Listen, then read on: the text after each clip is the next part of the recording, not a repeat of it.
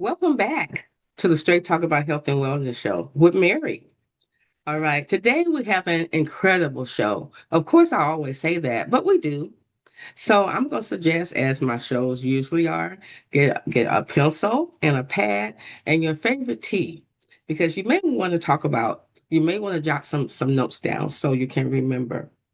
All right, so today we are going to be talking about love, marriages, and relationships.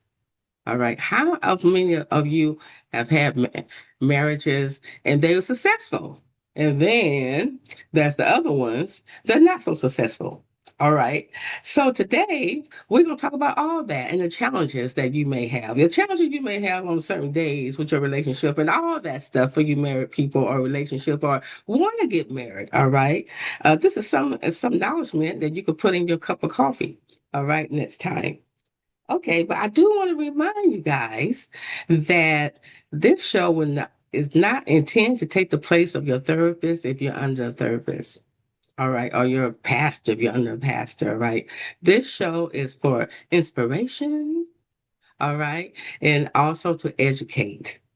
All right. But if you do happen to hear something you may want to try, have that conversation with your therapist. All right. And I also think Miss Francis will also be giving her information. So you can always come to her. How's that? How's that? All right. So we're going to I'm going to introduce her today. All right. Her name is Frances Shepherd. Isn't that a powerful name, you guys? Isn't that powerful? She is a certified transformation life coach, and she is a previous pastor, also a minister or pastor. All right. I get those two confused sometimes. And I was born in the church. And how can I do that? Right? All right. She is a certified mediator in conflict resolution. Okay. She is a graduate from Cornell University and Raina Bible College. All right. I'm going to bring her to the stage right now. Good afternoon, Miss Frances Shepherd. How are you this day?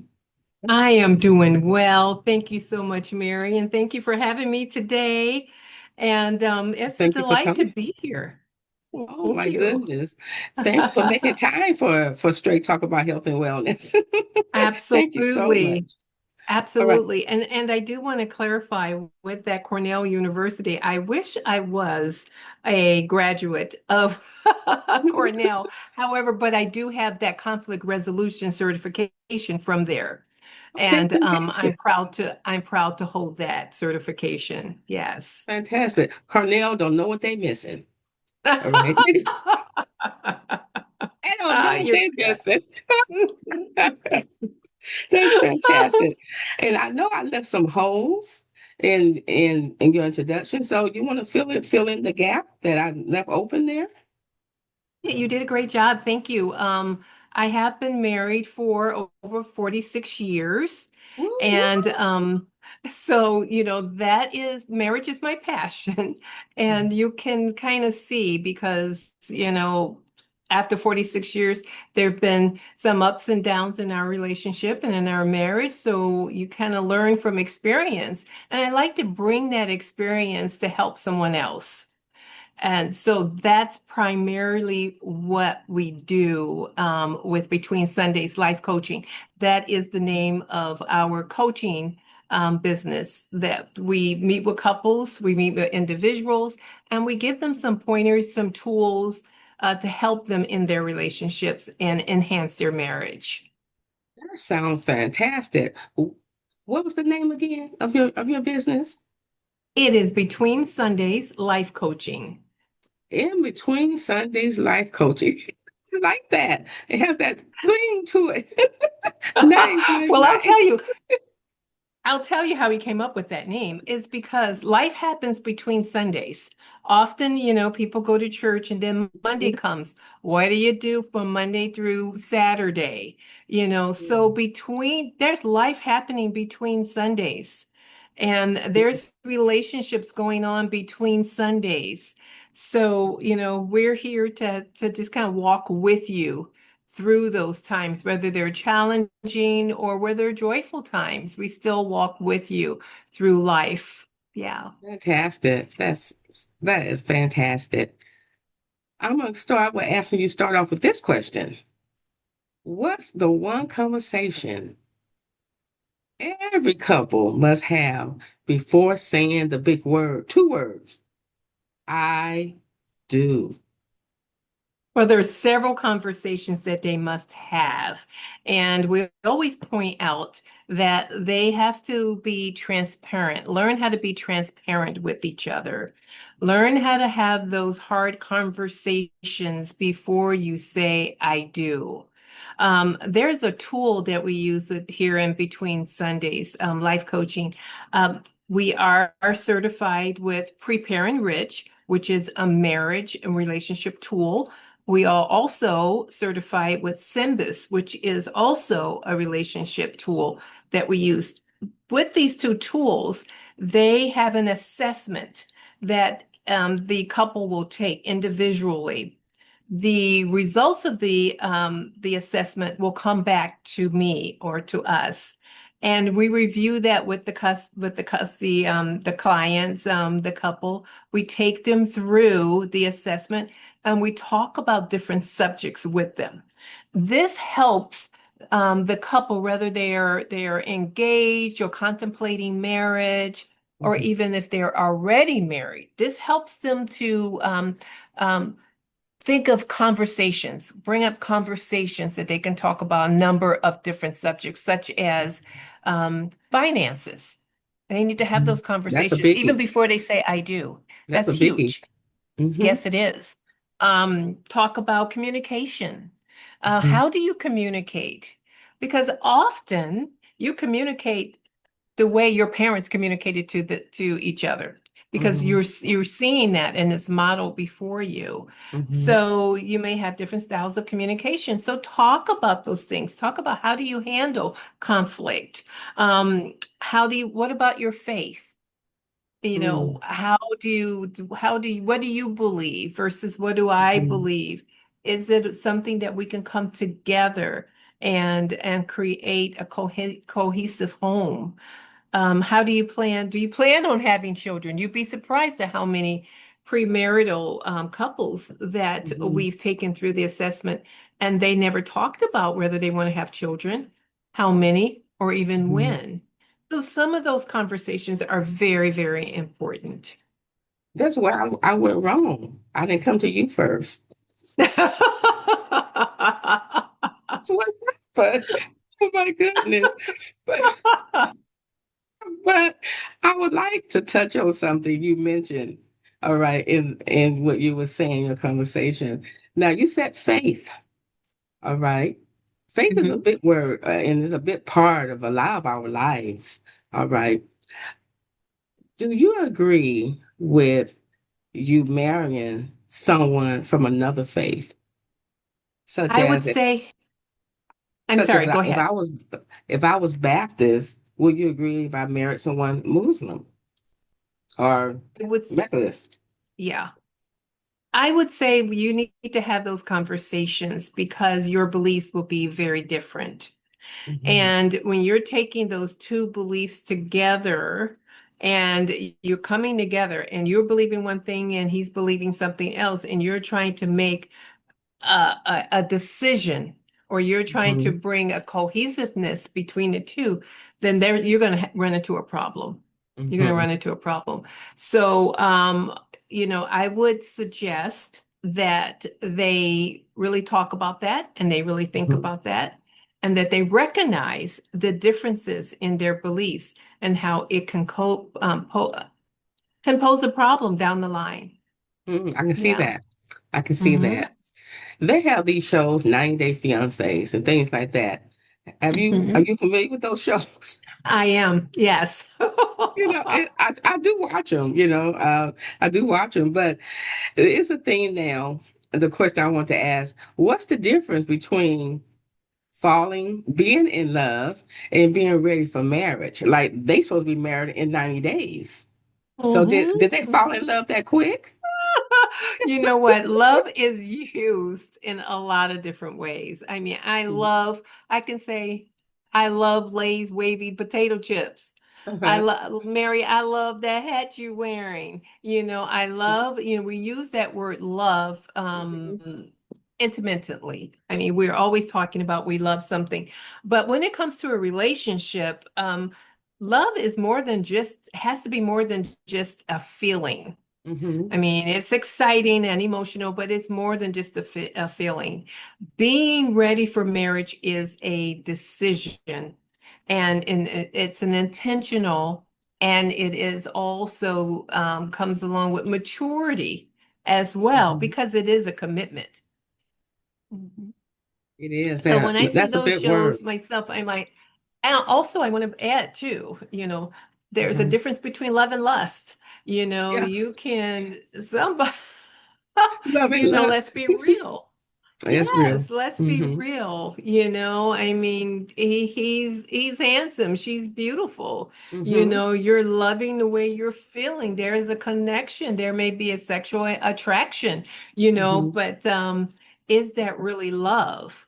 Love is something that you're committed to that person. Everybody has their faults and their failures, and are you able to love them through those and be Mm-hmm. there, make the long-term commitment? That's I where the see. difference comes in. In love. So love Mhm. if is even if they lose an eye and an ear, you still should love them. Absolutely. I'm just Absolutely. kidding. And we're not saying that love is well, and that could happen. Life does happen and things can happen. I, Mm-hmm. I give you an example. My twin brother suffered a major stroke like 25 years ago. Mm-hmm. And so he lost the ability to be independent. Mm-hmm. And his wife, I've watched her through the years and how she's been there to support him all along, and she's there to help him. He can't articulate very well, but she kind of knows what he's wanting to say. And Mm-hmm. that is love. That is Mm-hmm. love. So there it's an inspiration to me to see that happening. And even in our own lives, and my husband's and my in our marriage, we've been together so long, we've had to grow up together. We were Mm-hmm. married at 18 and 19 years old. We Oh. were babies when we Mm-hmm. got married. And so as we matured and as we grew, we had to learn Mm-hmm. to love each other in spite of some of our differences, Mm-hmm. and come together and learn to be together. Yeah, make that commitment last. That's nice. But you two wanted to be together and wanted to make this work. You have that Yes, well, determination. there was times where we didn't. Oh, oh my goodness. How can couples prepare spiritually and emotionally for marriage? Well, everybody comes with their own baggage. You've got some things going on in your life. He's got some things going on in his life. And as a coach, we Mhm. suggest, okay, well, let's look at what's happening in your own life. Let's get you healed first. Let's look at some of those areas that you're dealing with, that you're struggling with. And we are not professional counselors. We are not professional therapists. We are coaches.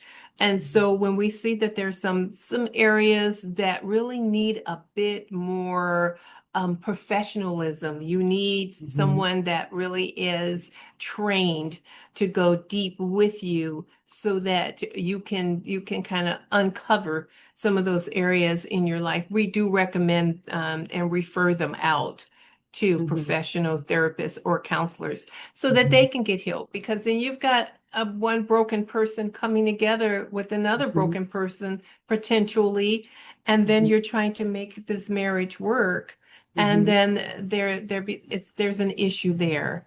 Mhm. So in our sessions, we do talk, as I mentioned, about different subjects, and sometimes things are brought to the surface. We always pray and ask God to bring things to the surface so that we can recognize what they are, bring that before Him, and expect for Him to heal you or for Him to give you wisdom so that you can go the extra mile refer out to someone so that they can help you Mhm. be healed in some areas. Nice, nice. You have an answer for everything. I like that. It shows that it shows your experience, lifelong experience. Yeah, some of us we do have blended families. All right. So how can you manage a blended family? Different backgrounds, different family, different cultures. What do you suggest for couples that have that's in that situation? Well, I we suggest that you start out with respect. Hmm. Respect each other, respect each other's culture, respect each other's traditions. And it's not my way or the highway. It is how can we blend these two together and create our own traditions? You may have one family coming in and they're used to having Thanksgiving, a certain meal, or they're used to Hmm. having it at grandma's house every year. Hmm. Well, then you're marrying into a family that's used to just staying at home and just having the family, just the immediate family together. What can you do? How can you come to a mutual agreement and make a tradition for your own family, but still respect the other person? So it's all in respect. It's all in understanding. It's a connection that you have to have with each other. And you know, my daughter and her husband, what they do is they trade off now. So they're not a Hmm. blended family. However, they do have two different traditions and cultures. Hmm. So what they trade off. So maybe one year is with her parents, and the next year is with his parents. Hmm. And then they also started having Christmas at home and Hmm. not going anywhere. And then Hmm. 2 days after Christmas, then they will go to the in-laws' house or somebody like that. Hmm. So they had to create their own tradition. So we recommend that with our blended families and families with different cultures and Uh-huh. traditions. What I'm hearing is to make a relationship or marriage work, you need to respect. Now, who sung that song, Yes. Respect? Aretha Franklin. That was Aretha Franklin. I hear that. Respect, respect, with couples and with marriages. Yeah, Yes, I hear yes, yes. if you lose that, I guess it's out the window. Is that It's true, out the Francis? window. Absolutely, It's out the absolutely. window. My goodness. And you Oh my do. You goodness. have to lead with respect. That has got to be Uh-huh. first. Yeah, respect each other. You don't want to go into it saying, "Oh, that's silly. We're not going to do that." No, Uh-huh. that was his or her tradition. That's what they did. It means a Hmm. lot to them. So let's Right. respect them for that. Respect. Hmm. That sounds nice. That sounds nice. How can we manage disagreements? Oh, conflict resolution is probably one of the top subjects that Uh-huh. will affect a couple, either positively or negatively. And that is one of the key things with how do you deal with conflict. So with the assessment tool that we use, we do cover that quite extensively. And we go through some role play as well because conflict will happen. You're going to have disagreements, but it's all in how you handle it. So often there is a time where if the conversation becomes heated, you're making a decision, or you're talking about a subject, that you need to get through as a couple. Mhm. The conversation can become heated. So one of our role plays that we do is we say, okay, just agree. Okay, we're at a point right now where we need to Mhm. take a break and agree that we're Mhm. going to take a break here. It's 5 o'clock. We're going to come back and sit down and resume this conversation at another given time. Don't Mhm. let it go. He sleeps on his side of the bed. she's sleeping in the living room or whatever, you come back together, agree to come back together and talk about it. And then we also talk about using I statements in conflict Mm-hmm. resolution I instead of statements. I statements and saying, I feel this way when this happens, Mm-hmm. or I feel this way when this statement is made, instead of you Mm-hmm. always do this, you always say that, because Mm-hmm. people become defensive that way. Mm-hmm. So, and then we talk about with conflict resolutions, active listening. So Mm-hmm. you're listening to a person, not just listening because they're, you may be being polite, but you're listening to actually hear what they're saying. Mm-hmm. And then we have our couples to repeat what their spouse or their yeah, engaged person is Mm-hmm. saying. So you repeat what you heard them say. Sometimes what we're hearing is not Mm-hmm. actually what they're meaning. So by us repeating it back to them, they Mm-hmm. gives them an opportunity to say, "Well, no, I actually mean this." And then Mm-hmm. they're able to rephrase it, and then you Mm-hmm. can come to an understanding. Oh, Yeah. nice. Nice. Mhm. Fantastic. I mean, this is great. I will come to you.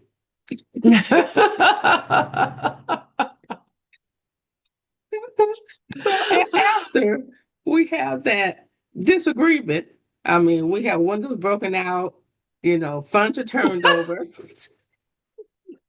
I mean, he has a pie in his face and all those kind of Yes. stuff. Okay, Yes. how can we forgive? What does Forgiveness that look is like? It's a process. Forgiveness is a process.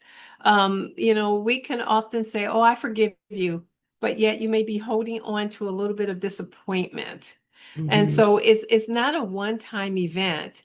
It's you're choosing to release resentment, Hmm. even when you still feel the hurt. So you're making a choice. And I always say, even in ministry, that forgiveness has to be cultivated. Hmm. Like when you're tilling soil, you're getting ready to plant a plant, you're tilling soil, you're cultivating that soil, Hmm. you're turning it up, you're fertilizing it, you're tending that Hmm. soil.